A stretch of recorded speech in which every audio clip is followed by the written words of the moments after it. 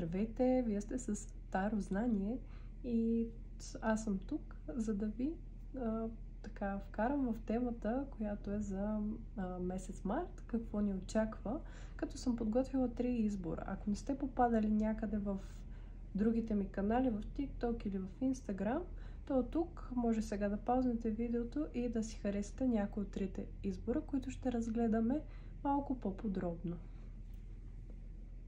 А сега нека да започнем с първият избор, който е с червеното камъче. Ставям го тук и разгръщаме енергията.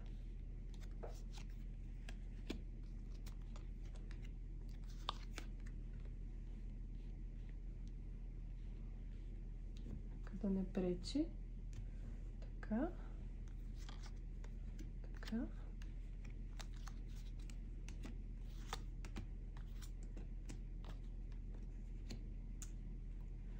Добре, при вас избор номер 1. Всъщност енергията ни показва сега като много важна тема през март е, че вие ще работите в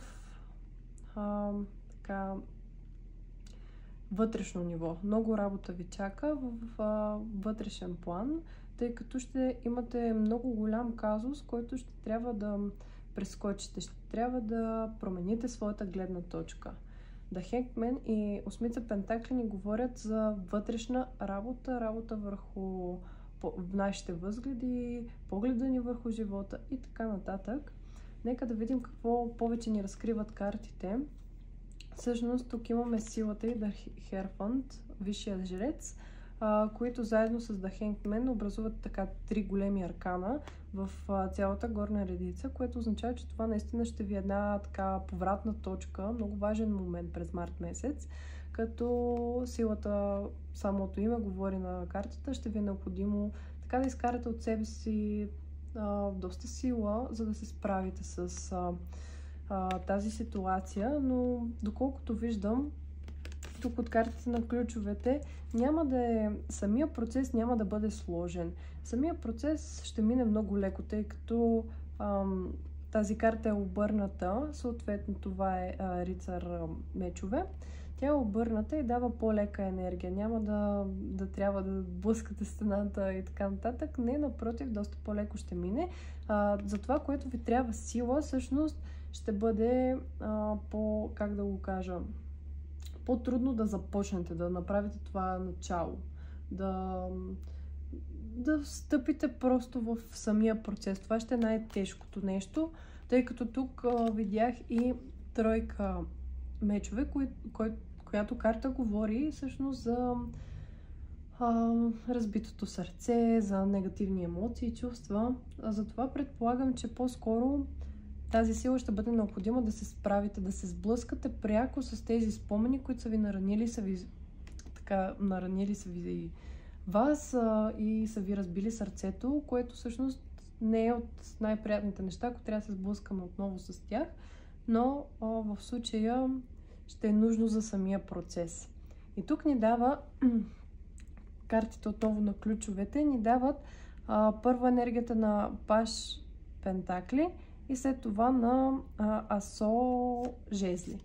И сами може да видите какво всъщност казват тези карти. Тук имаме един млад човек, млада душа, младежка енергия и всичко това, в което най-вероятно в момента сте вие. И самата работа тук, чукайки на вратата, всъщност отивате да откриете това знание с сила, с гледна точка, с работа. Всъщност това е промяната на гледната точка, това да забавиш темпото и да се обърнеш навътре. Тук имаме картата на работата, на мъдрия човек, на това да придобиеш всъщност мъдрост, на силата с всичките тези кофти спомени и може би трудно започване на процеса, но тук излиза, че сте вече готови да се впуснете в него.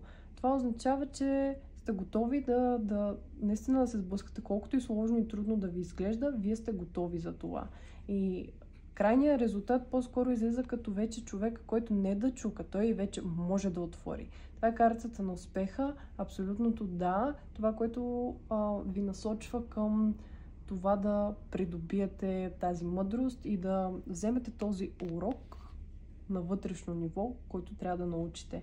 И съответно тук следващите две карти, които излизат, са деветка чаша, която говори за емоционална пълнота. Отваряйки тази врата, излизайки, ако тук е входа, където не знаеш и си плах и почукваш, за да влезеш, тук вече самия човек, който е доста по-възрастен и мъдър, то си личи дори по външния вид изобразен. Съответно, тук дори има голяма прилика между двете карти, въпреки че са абсолютно две различни тестета. Този човек е вече емоционално пълен, този човек е щастлив, този човек се чувства страхотно в кожата си, този човек има всички необходими отговори в себе си и се чувства добре сам в собствената си компания. И това е превратната точка, която всъщност ни отвежда до следващото нещо, което ви се дава. И това е едни романтични преживявания, човек, който идва с възможност, човек, който идва да ви ухажва, човек, който да пофлиртува с вас. Това са едни такива любовни емоции. Това е някой, който прави поканата. Пажа по принцип говори за по-такъв тип просто флирт, а това е рицар. Рицарът е този, който идва, за да постави едно начало. Той не е сериозен като краля, но той е там, за да постави това начало и да може този рицар да се превърне в крал за в бъдеще. И когато вие сте си взели всичко това, което трябва да отработите, да си вземете от самите вас във вашите взаимоотношения с себе си, то тогава ще се чувствате страхотно и ще може да привличате такъв тип хора. Хора, които ви гледат и ви уважават по начина, по който вие се уважавате и се обичате, да могат да гледат по същия начин към вас, защото ако самите вие не се уважавате и страдате, то няма как някой отстрани да ви забележи в пълния ви блясък. Така че доста хубава енергия и оракулът ни казва, ние всички знаем едно, това винаги го има тази борба. Самата карта говори за дуалността между омразата и между желанието, между буквално целият свят е разделен на две и тук е точно да откриете баланса. Както ето тук с тази карта, тройка мечове, колкото и да е болезнена, трябва да се открие хубавото в лошото и да се продължи напред. Колкото и да е болезнен спомена, то може да се преработи и да се, да се отпусне и буквално да простиш и да забравиш, за да не ви спира в развитието и в търсенето на новата любов. И това ще ви е основна тема на Март. Да работите върху себе си, да работите с вътрешния си свят, с спомените си, с това, което ви е наранило, да освободите всичко, което нямате нужда и да го пуснете, за да се чувствате страхотно в кожата си, да постигате тези успехи и накрая да дойде един мъж или жена, според зависимост от вашият любовен интерес и от вашият пол, да дойде и да ви направи една страхотна любовна оферта, на която самите вие да може да вземете едно правилно решение, дали този човек е за вас или не. По вашето състояние може да познаете колко близо сте до този период. Така че много хубава енергия, особено с пролетта. Това мисля, че е много показателно, прераждащо, зараждащо се на ново начало за вас, което започва с тази трансформация на вътрешно ниво. И само мога да кажа успехи, стискам палци, този период да е по-кратък, по-лесен за самите вас. И ще се радвам да споделите в коментарите, когато това нещо отмине, как ви е повлияло и какви са позитивите в вашият живот. Благодаря много на избор номер 1. Не забравяйте да харесате, да споделите с приятел и да предложите някаква идея какво искате да разгледаме като тема, която може да се разгледа от картите. Бих се радвала да прочита вашите коментари и не забравяйте да се абонирате за подобни таро четения. Благодаря отново на избор 1, червеното камъче, и да продължим нататък с избор номер 2. Избор номер 2 с слънчевият блестящ камък, който е страхотен. Аз лично много го харесвам. И нека да обърнем картите. Тук ще го преместя да не пречи. Да. Така.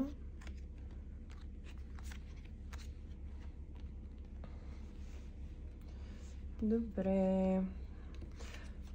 Добре. Това, което виждам при избор номер 2 е всъщност, че много голяма тема на месец март ще бъдат любовните взаимоотношения. И по-конкретно, вероятно, повече жени ще гледат, тъй като избор номер 2 е обвързан с един мъж, крал на мечовете, който така на първо четене е един много студен, много неемоционален човек, доста логичен, рационален човек.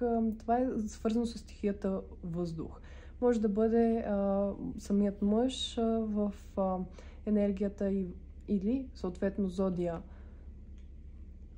Близнаци, зодия Везни или зодия Водолей.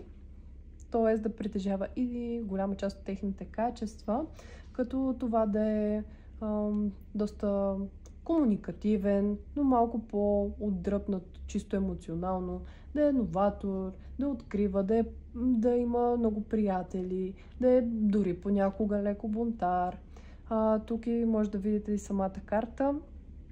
Дава точно такъв тип енергия, като бих казала даже, че или може да изглежда прекалено млад за възрастта си, или обратното, да изглежда прекалено. То не е прекалено, но да дава така вид на по-възрастен и зрял човек, въпреки че на години не е. Има го и този вариант.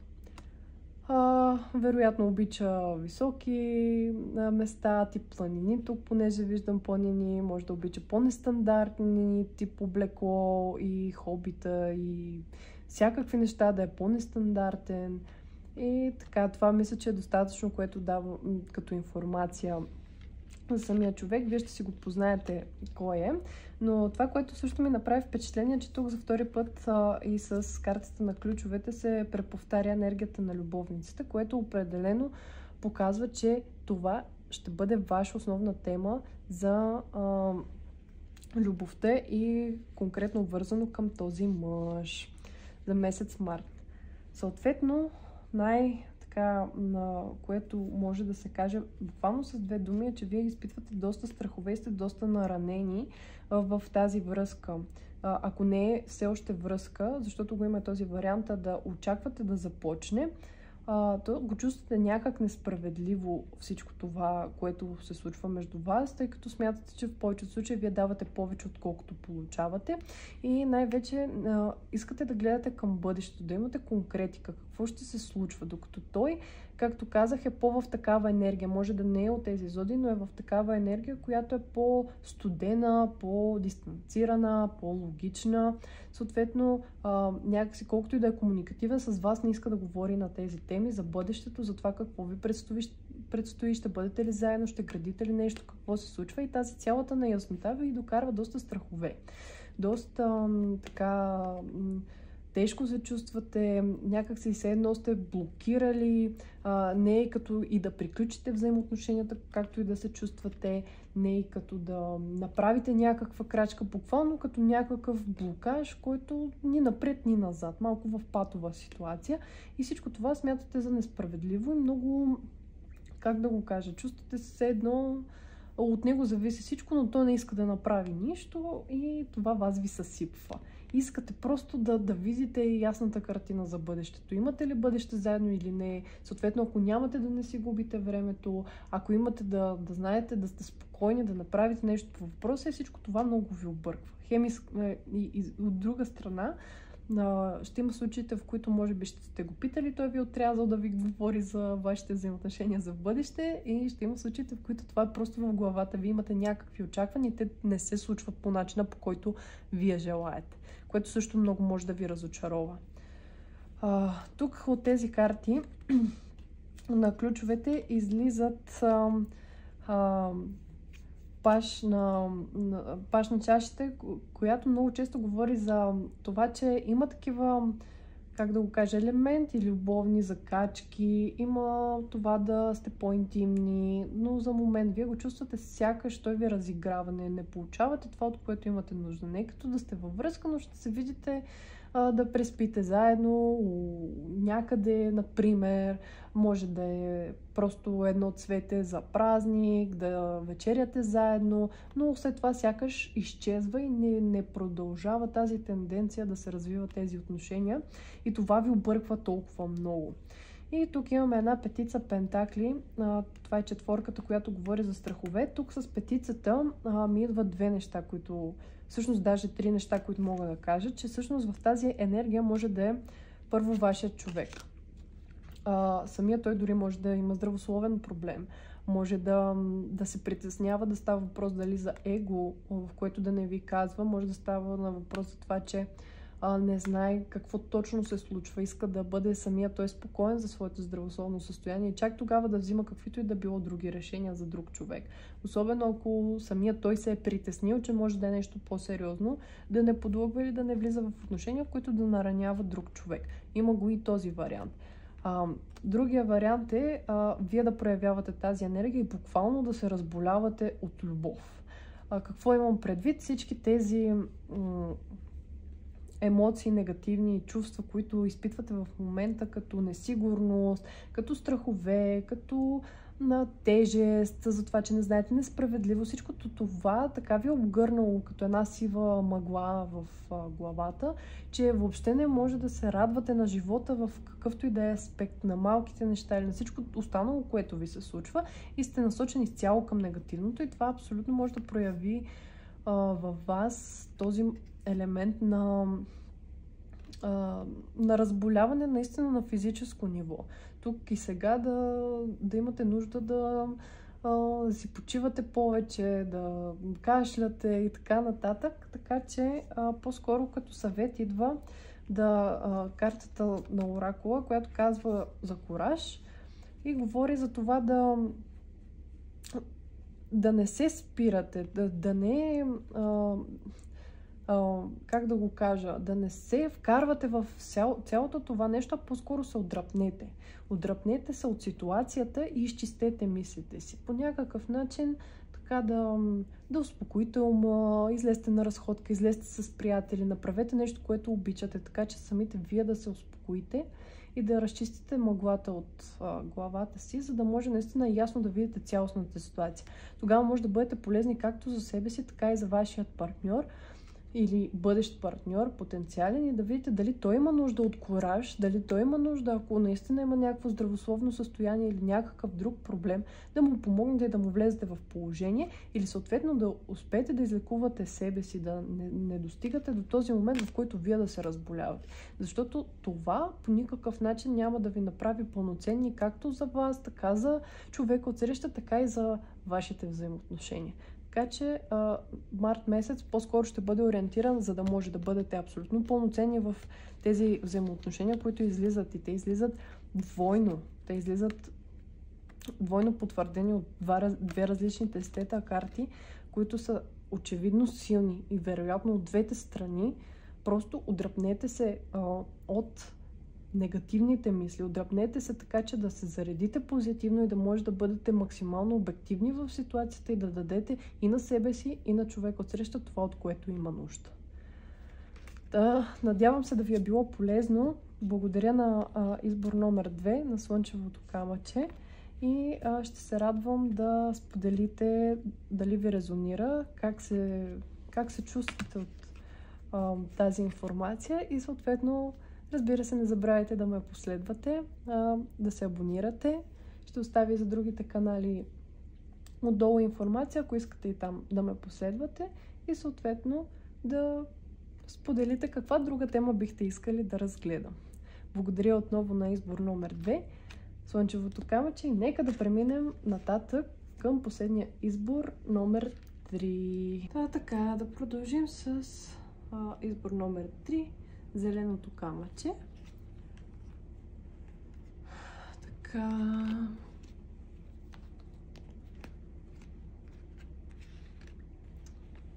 Чудесно.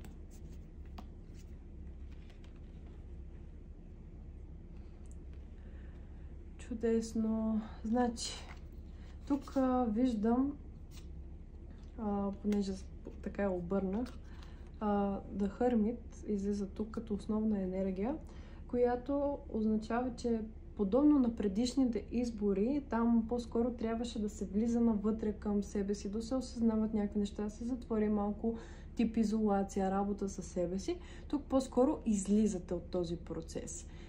Излизате, били сте до сега в такова нещо, анализирали сте ситуации, вероятно доста от миналото, за такива възможности, които сте изпуснали, които са ви наранили по някакъв начин, каквото и да е, но вие сте научили каквото е било необходимо и сега е момента, в който излизате от тази ситуация, от този период и процес, в който сте били с доста знание. И хубавото е тук, че всъщност имате някаква ясна визия за напред. Какво ви предстои, какво искате да се случи, какво да реализирате, какви цели имате. Познавате се една идея повече с картата на Паш Пентакли, който отново излиза за учене и за това, че т.е. вече сте усвоили това, което е трябвало към този момент и урок с самото затваряне с енергията на учелника. И вече имате всичко необходимо, за да продължавате напред и да изградите ясната визия и да знаете какво трябва да направите. Тук ви се дава също, че ще работите доста в екип с деветка жезли. Вероятно може да ви е било или тежко, или да имате такива по-трудни периоди, но самата работа в екип и смисъла и целта, която влагате за самата работа и това, което ще случвате, да, няма да ви лъжа, ще бъде малко трудно, но то ще ви носи доста голяма радост. То ще ви носи доста голям успех. Имаме два пъти вложено тук, два пъти подчертано енергията на Слънцето, която всъщност е успех. Тя е много хубава енергия, слънчева енергия. Това е наистина голям успех, щастие, изява. Буквално нещата да се случват така, както искате. Също може да говори за появата на дете. Ако тук имаме и асо чаши, всъщност отново има и бебче, което го кръщава, така че силно говори за такъв тип енергия.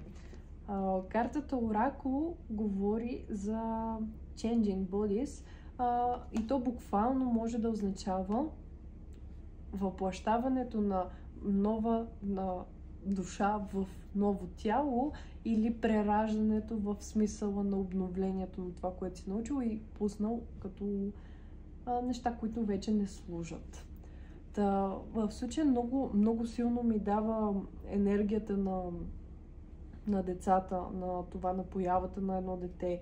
Дори тук, понеже енергията на чашите е по-водна, тя е по-женствена, женска енергия, докато Слънцето е по-мъжка енергия, и наистина това си говори за дете. За тези, които имат интереси към астрологията, това основно картата на Слънцето се свързва с зодия Лъв и за талантите, за децата. Много често отговаря всъщност за децата, за влюбванията и така нататък. Така че е много силно застъпена тази тема и понеже картата, която на Слънцето от ключовете, тук се виждат две малки дечица, момченца и момиченца, които играят, така че може да говорят и за близнаци или за появата на първо или второ дете. Така че много силно ми говори енергията за това.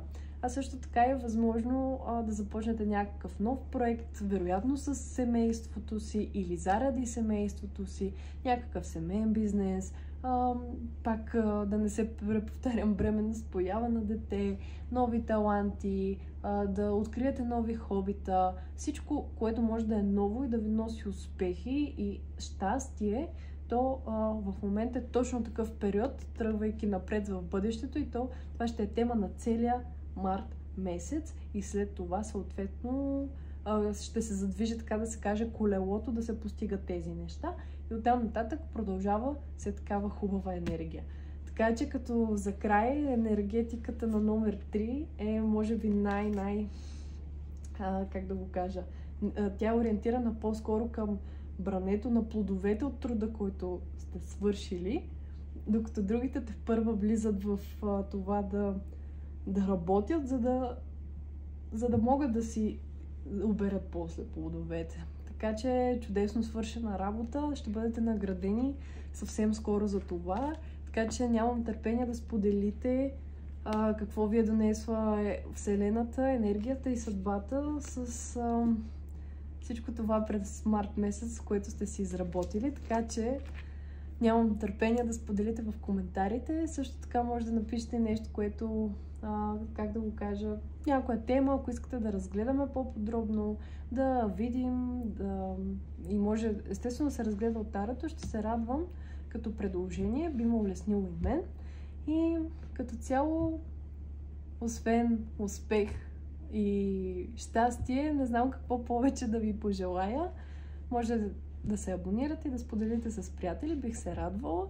И като цяло до нови срещи. Ще се радвам да ви бъда полезна отново. Чао!